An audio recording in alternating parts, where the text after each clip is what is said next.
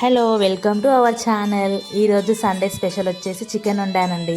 అయితే first stove on చేసుకొని కడాయి పెట్టేసుకున్న తర్వాత దాంట్లో కొంచెం ఆయిల్ వేసుకొని ఆయిల్ హీట్ ఎక్కిన తర్వాత ఉల్లిపాయలు వేసుకున్నాను. ఉల్లిపాయలు మగ్గడానికి కొంచెం సాల్ట్ వేసుకొని మగ్గించుకున్నాను. ఆ తర్వాత మంచిగా గోల్డెన్ బ్రౌన్ కలర్ వచ్చిన తర్వాత పసుపు అల్లం ఎల్లిగడ్డ వేసుకొని మంచిగా మగ్గించుకున్నా. అయితే పచ్చివాసన పోయేదాకా మగ్గించుకున్నా. తర్వాత కడిగి పెట్టుకున్న చికెన్ని అందులో వేసేసుకొని చికెన్ కూడా మంచిగా మగ్గింది. తర్వాత చికెన్ మగ్గిన తర్వాత ఉప్పు కారం వేసుకున్నాను. మీ రుచికి తగ్గట్టు అండి. నేనైతే కారం ఏమో 3 చెంచాలు వేసుకున్నాను, ఉప్పు ఏమో 2 చెంచాలు వేసుకున్నాను. ఇంతకుముందుకు ఒక 1/2 చెంచా వేసుకున్నాను.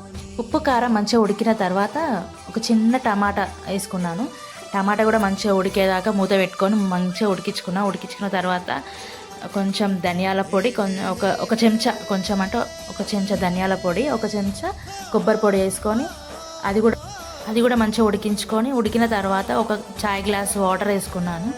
ఆ వాటర్లో ఈ చికెన్ అంతా ఉడికినాక నేను ఒక పెద్ద సైజు సన్న మిరపకాయ వేసుకున్నాను.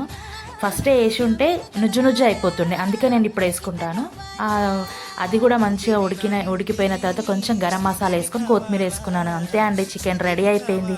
మీకు ఎలా ఉందో చెప్పండి, నచ్చిందా?